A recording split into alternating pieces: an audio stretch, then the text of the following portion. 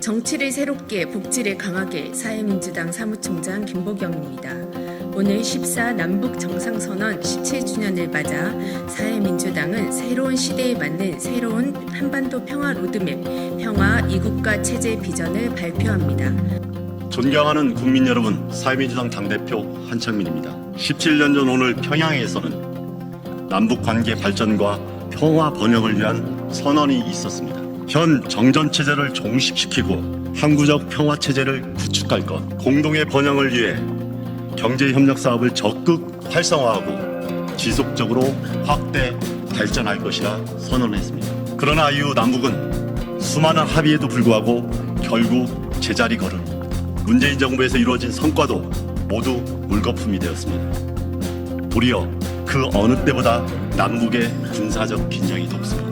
북한의 오물풍선이 현재 서울 상공을 날아다니고 있는 상황입니다. 그동안 아슬아슬하게 소국적 평화를 관리해왔지만 전쟁의 위험은 현존하며 앞으로 더욱 증폭될 수도 있습니다. 1953년에 맺은 정전협약으로부터 이제 반세기를 훌쩍 뛰어넘어 무려 70여 년이 지났습니다. 세계사에 유례 없는 상황입니다. 시대가 달라진 만큼 유례가 없는 만큼 그간의 남북관계를 제대로 성찰하고 한반도 평화를 위한 새로운 로드맵을 만들어가야 합니다. 노무현 대통령은 14선언 1주년 특별 강연에서 이렇게 말씀하셨습니다. 금기를 깨고 현실을 말하자. 평화는 통일에 우선하는 가치이다. 평화정책을 통일정책의 한 부분으로만 이해할 것이 아니다.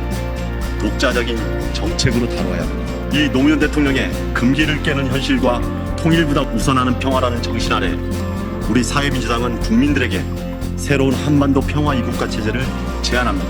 평화 이국가 체제는 통일의 포기가 아니라 실현 가능한 최선의 통일 로드맵입니다. 남북이 서로를 국가 대 국가로 인정하는 평화협정을 맺고 비핵화와 단계적 수교를 거쳐 국가연합으로 나가자는 것입니다. 이 구상은 김대중 정부 3단계 통일론과 다르지 않으며 노태우 정부도 유사한 한민족 공동체 통일 방안을 추구한 바 있습니다. 이미 남북은 서로 두 개의 국가임을 인정해오는 과정을 거쳐왔습니다. 남북의 합의 주체가 서울과 평양으로, 남과 북으로, 대한민국과 조선민주주의 인민공화국으로 변해왔습니다. 남북 모두 유엔에 가입한 국제법상의 주권 국가입니다. 두 개의 국가는 주장이 아니라 현실인 것입니다. 한반도의 새로운 평화를 위해 우리는 국민들에게 다음과 같이 제안합니다. 첫째, 평화 우선의 원칙을 분명히 합시다. 통일연구원의 조사가 알려주듯이 통일보다 상호 공존을 선호한 국민들의 비중이 계속 높아져 왔습니다. 현재 거의 2배에 이를, 특히 청년 세대에서는 전쟁 위협 해소를 제1 이유로 들고 있습니다. 살아갈 날이 더 많은 미래 세대에게 언제까지 전쟁의 위협을 유산으로 남겨줄 수 없습니다. 둘째, 1국가 2체제 혹은 1국가 1체제라는 이상에서 벗어납시다. 노무현 대통령의 통찰처럼 하나의 통일국가는 양쪽 권력의 일부가 양도되거나 소멸되는 것을 뜻합니다. 그러나 스스로 권력을 포기하는 국가는 없습니다. 단일 민족국가로 직행하는 것만이 민족 공동체의 유일한 형태가 아닌 것입니다. 동서독도 국가 대 국가 관계에서 통일을 이루었고 이유식의 국가연합이 유럽 공동체를 실현해 가고 있습니다. 통일의 방식을 특정하는 것이야말로 평화를 위협하는 그리고 통일을 가로막는 일일 수 있습니다. 셋째, 북의 핵보유에 대한 최대 관리 체제를 만들어 갑시다. 북의 핵보유는 인정해야 할 현실입니다. 비핵화가 선행되면 더욱 좋겠지만 핵을 가졌다가 버린 나라는 없습니다. 의도적 혹은 실무적 실수로 핵 단추를 누를 위험까지 상존합니다. 북한의 핵을 관리하는 가장 최선의 방법은 북한이 최대한 국제체제에 편입해 있는 것입니다. 그러기 위해서는 남북이 먼저 국가 대 국가의 관계로 국제사회에서 만나야 합니다. 넷째, 평화 공존을 위해 분단 고착에서 벗어나며 북의 적대적 이국가 관계에 대해서 대응합시다. 얼마 전 북한은 적대적 이국가 관계를 선언했습니다.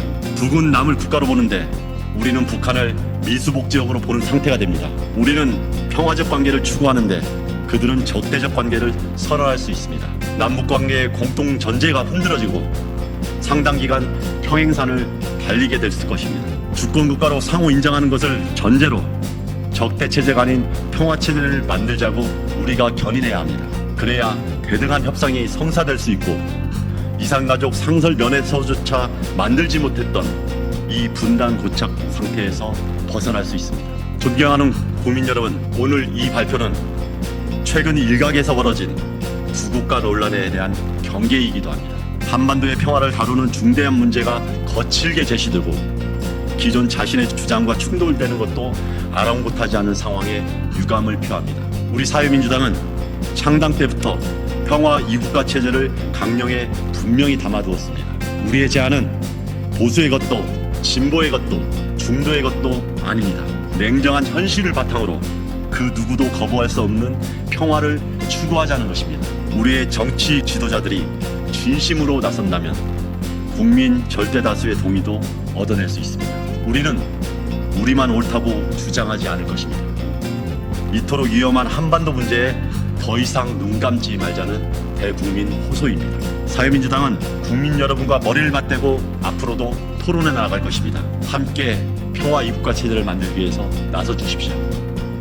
사회민주당 부대표 정혜연입니다. 이어서 사회민주당의 모두를 위한 평화 이국가 로드맵을 발표하겠습니다. 우리 사회민주당은 전쟁과 핵의 위협에 시달리는 남북의 모든 시민들과 특히 미래 세대들을 위해 다음과 같이 평화 이국가 로드맵을 제안합니다. 1. 남북은 평화협정을 선행합시다. 한국을 포함한 북, 미, 중, 이 사자가 종전을 선언합시다. 이 선언에는 상호 국가로서의 주권과 체제의 인정, 상호 파괴, 전복, 침략 등을 금지하는 불가침의 원칙이 담깁니다. 평화 관리와 통일의 추진을 위한 남북 간의 기구와 국제 간 기구 구성 등도 담읍시다.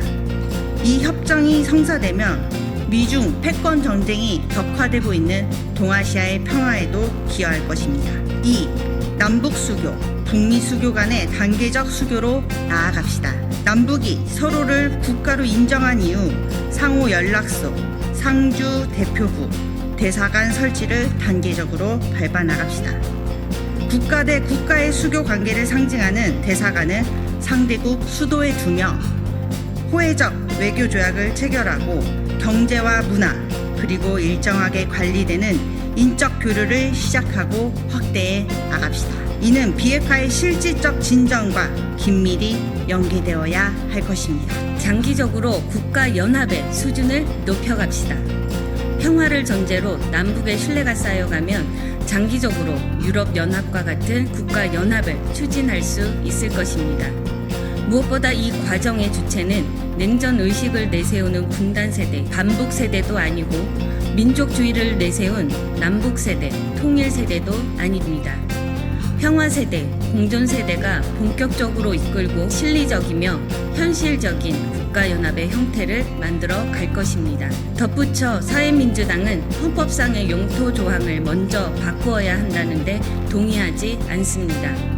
그것은 평화협정 이후 수교 전후에 혹은 평화체제 구축이 마지막 단계에서 이루어질 수도 있습니다. 통일 이전 소독은 동독에 대해 독일 연방에 편입한 이후에 그 효력이 발생한다는 과도적, 잠정적 조항을 두었습니다. 개헌 시에 우리도 영토 조항을 삭제하는 것이 아니라 단서 조항을 둘 수도 있습니다. 우리는 당장 통일부를 없애자는 의견에도 반대합니다. 일국가의 통일을 조급하게 추진하지 않아야 하지만 장기적이고 인내심 있는 통일 노력을 방기해서도 안 됩니다. 국민적 합의가 형성된다면 평화통일부나 한반도 평화부로의 전환을 검토할 수 있을 것입니다. 이 로드맵의 핵심은 하나입니다. 평화가 없으면 자유도, 평등도, 통일도 없습니다. 새로운 시대에 맞게 새로운 로드맵 평화 이국가 체제를 만들어 갑시다. 2024년 10월 4일 사회민주당